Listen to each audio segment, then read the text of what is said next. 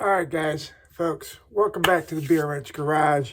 Once again, we're drinking Michelob Ultra, and by we, I mean me. But you know, like when I'm talking to you guys, I feel like we're having a conversation. So it's been a while since I've posted a video, but I've been super busy with all kinds of things. I've been making videos. Been making slow but steady progress and putting together the engine for this red car. But I just want to remind you guys, I'm going to have some cool videos coming up. So please click like. If you like what you see, don't be afraid to subscribe.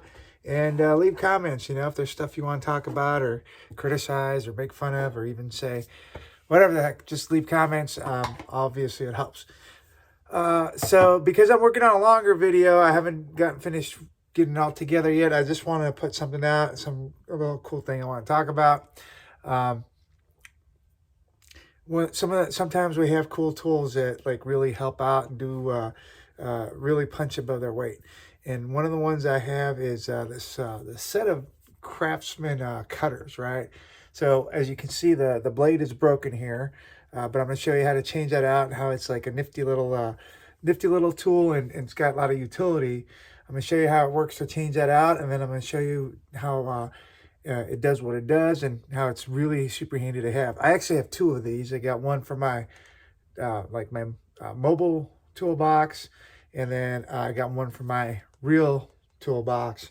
Both have put to good use. So this is the Craftsman 37301. I'm not sure what they call them. I call them cutters. Comes with the handles. The handles have a safety so that the jaws won't open if you don't want them to. Within the handle, there's a butt plug. So that pulls out, and your spare blades are stored in the butt plug. And I'm going to show you how to change them because obviously I broke the blade on there. You can also get replacement blades. It's a little bit of a search to find them various parts of the internet, but they're out there. So to loosen up the current blade, you just got to get a Phillips screwdriver on those two retaining screws, like so. And then when the retaining screws are loose, you just kind of remove that, I guess I call it the retaining plate. All right. And the old blade just kind of fell out. So to put the new blade on, it's gradiated in like a ruler. Go ahead and, well, let me do this. Go ahead and lay the blade. Lay the blade on the tool, like this little edge that it goes on. And you kind of see it fit into its home. I don't think there's an exact place it goes in. It's kind of like how you prefer the blade to be oriented. But I feel like you don't want it too far back or too far forward. You want to be able to close it.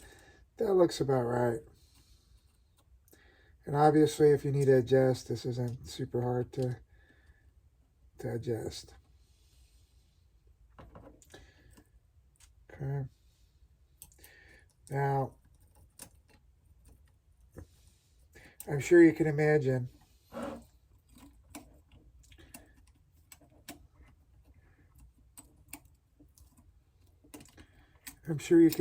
that a tool like this can be used in a different variety of applications that are kind of handy, right? And I'm going to show you here in a minute what my favorite application for this thing is. But it'll cut through lots of pretty decent materials. Okay, let's get that in there. And I believe it's pretty secure. Let's give it a nice twist. Another nice twist. And that looks good for now. All right, so let me tell you what I use this mostly for. This is phenomenal to have in your junkyard kit. Okay, so I know when you go to the junkyard, you're supposed to be considerate and not like cut through stuff that you're not wanting to cut through or that you want to kind of save for other people, like wiring harnesses or radiator hoses. But every once in a while, you'll see opportunities to save yourself time. If you got a gnarly radiator hose that no one's ever going to use, or a wiring harness that's been cut down the line elsewhere, instead of trying to unplug various plugs, you just hit it with this. Now, this will cut through big, thick, harness, no problem. Well, I won't say no problem. You have to get a little creative with it, but it'll get there, no problem. But what I really, really use it for is like cooling and radiator hoses.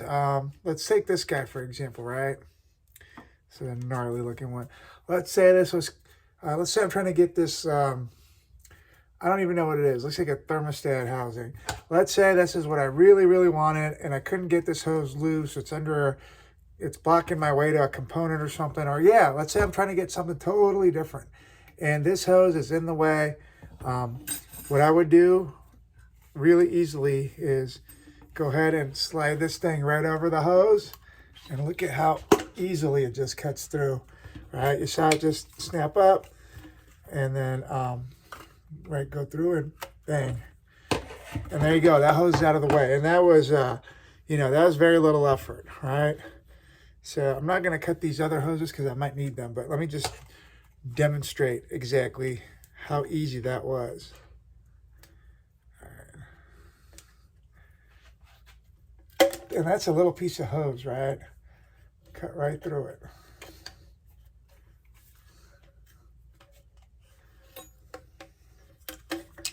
Here it is. Obviously, if it's a small piece, it's harder for it to get like a bite on, but went right through it. Anyway, so I don't know. These things are like 20, 25 bucks. You can find them online. Again, it's the Craftsman 37301. And buy a pair, or a couple pair actually. One for your home toolbox, one for your junkyard box. And they will save you tons and tons of time cutting through harnesses and hose. And whatnot. Anyway, hope you like that. Hope you can use that as a tip. I'm not going to do too much editing on this video, but please go ahead and look at some of my other videos. There's a chance I'm still doing this giveaway for the Beerwrench bolt biter set, which removes stripped and kind of broken bolts. And it's a big help, a big deal to have. So thanks for watching, and I'll be back soon with some more substantial videos on the rebuild of this Audi 2.0. Take care, and talk to you later.